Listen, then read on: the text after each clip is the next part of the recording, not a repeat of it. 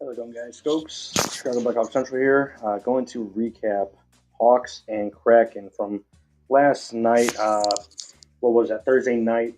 Very late hockey on Thursday, 9 p.m. puck drop Central Time. So very late hockey and not a whole lot going on at all. Very ugly game, and we'll get into that and stats and scoring after I run the intro.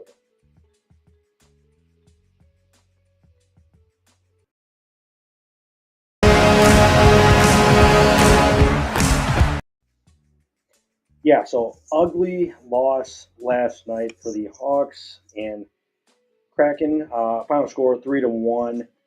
Just cannot get anything to go on offense. We had a total of 4 shots, like more than halfway through the game, which is unacceptable, and it's happened multiple times now this season. So definitely not trending in a great direction right now, at least on the offensive side. Not a whole lot there. No spark, no speed. They just look stagnant, and it has to do with everything. The veteran players, some of the young players, coaching structure. There's a whole lot going on there, and it's not working right now at all.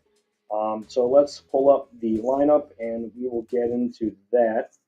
Uh, and the lineup did change a few times throughout the game, so we will go over the starting lines and what the lines look like towards the end of the game here. So let me pull it up and make sure everyone can see it just fine. And let me know if you cannot see it very well. But let's run through the lines here.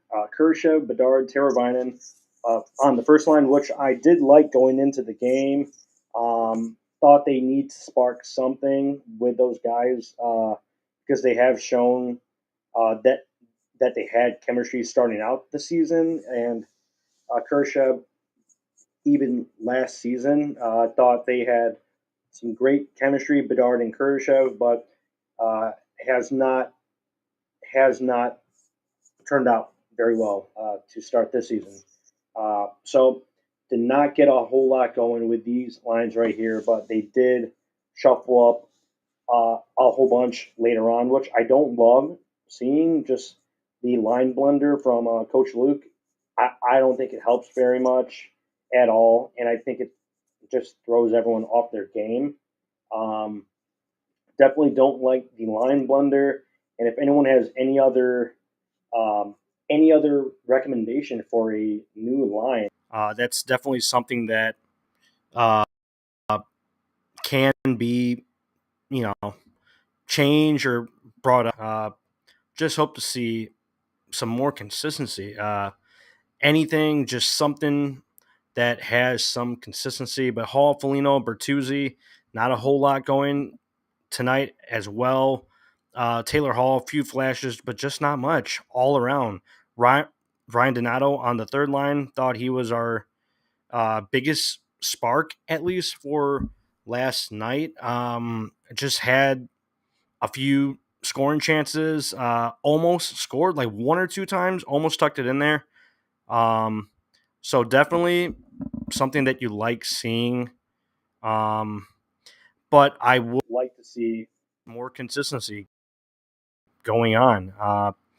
I might have had a sound issue. Just let me know if everyone can hear me just fine. I think it's all good now. But yeah, definitely don't love what we're seeing from the top six and overall just the whole lineup. Donato, shout out to him for his effort, his consistency. He's got something going this year, and it's great to see for him. But need everyone else to get on the same page. Dickinson, Anderson, not a whole lot. Maroon, Reichel, and Craig Smith, and that's the fourth line that I've liked uh, to see. But definitely want to see something go in the back of the net here. Hawks have scored only one goal in the last 3 games, one goal each in each of the last 3 games, which is god awful. It's terrible, and there's been a few quality scoring chances, but just not a whole lot going in at all. So not great to see. But the deep pairings: Martinez, Jones, Vlasic, Murphy, Kaiser, Brody. Once again, don't really care about seeing TJ Brody play. I would rather have Nolan Allen in there, just getting some ice time. We don't need to see Brody. He hasn't been good, and don't think he's crucial to the lineup. But Coach Luke and staff like playing mostly veterans. Just don't agree with some of the lineup decisions, and I think a lot of fans and analysts have pointed that out as well. Just don't love what we're seeing from the lineup. Definitely would like to see a change here, some kind of spark, whether it's bringing up someone from Rockford or even a trade going on. Sure, it's still a little early for trades, but we have seen one or two recently. Lars Eller, I believe, back to the Capitals, and then another move. I believe it was with the Sharks. I forgot who it was, but there have been some moves. This team needs a spark. Badly, so we'll see about that. Mrazek in net, thought he played fine, but let me pull up the most recent lineup to close the game last night. Kind of shows what we had in the third period, and here is Charlie Romeliotis, his post. First line was Donato, Bedard, Craig Smith. Cool, but not a whole lot of chemistry there as well. Hall, Foligno, Kurashev.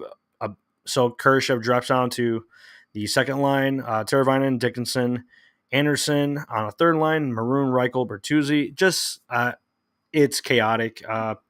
I don't know what to say about the line blender, and it didn't work because the only goal we scored was from Donato. So definitely just weird lines. I like Donato and Bedard on the first line, but Donato's not a first line player. But I do respect how he started off this season, starting off hot, scoring goals. So that's good to see from him. But just a bunch of weirdness going on with the lineup and with some of the coaching decisions. So would love to see that improve, but I will leave that most recent lineup for the third period up on screen, and I'm going to run through the game stats. Going to try and keep it a little shorter today just to wrap up Hawks and Kraken. Final score, once again, 3-1 Kraken. The Kraken are only 8-1, so it's not like they're a great team this year, and we are 6-10 now.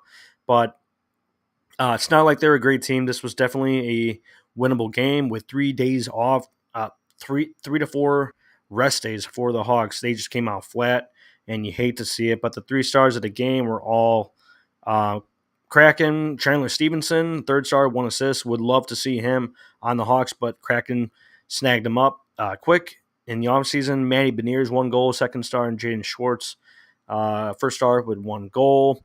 Running through the team stats here, 26 shots on net from the Kraken, 19 for the Hawks.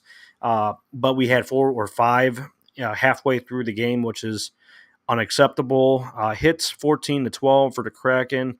Penalty minutes 6-2 for the Hawks. So we did have a few more penalties than them, but face-up percentage was a little bit more even last night. 48.2 for the Hawks and 51.8 for the Kraken. So you like to see the little bit of success now at the dot because that definitely helps, but can't put the puck in the net. So very, very weird. But first period was scoreless, and Matty Beniers, the former rookie of the year, he gets the first goal of the game, his 4th goal of the season. About 4 minutes in, makes the game 1-0. And third period, a bit more going on, but not a whole ton of quality last night. Even looking at the shot chart down here, the graphic that they have on ESPN, we did not have any high danger chances around the net. All were coming from around the outside, from the point or from the circles. Just not a whole lot of quality, and those are low percentage scoring chances from outside. So you want to see more going on in the middle of the ice, right? And a bit closer to the crease because that definitely helps. But third period, Jaden Schwartz on the power play. Nice shot from him. He makes game 2-zip from Riker Evans and Chandler Stevenson. Ryan Donato, he gets a nice goal in front of the net. Just taps it in basically in front of the net. Good play from him. Hustle play. Great effort. Thought Bedard had an assist there, but he did not. Donato just picked up the puck there. But that is his goal number 8. That's awesome for Donato, man. He's playing great, and he is a potential trade chip at the trade deadline because he is starting out very hot this year. And that was about 3 minutes in, 2 minutes after that second goal. So the game was 2-1 at that point, but could not get anything going on offense. Even in that third period, not a whole lot of high danger chances for us. And Brandon Tanev, he gets the empty net goal. Mrazek thought he played a stout game, had a crazy out of the net play where he came out like almost to the blue line to retrieve the puck and bat it out of there, but he got kind of stuck. But I think he might have made a save on that crazy play.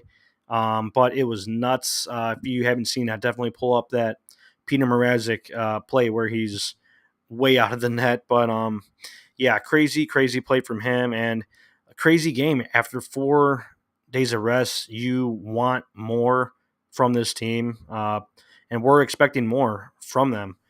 So definitely going to be rough going into Saturday night. I believe that's also a 9 p.m. Central Time puck drop on Saturday against the Vancouver Canucks.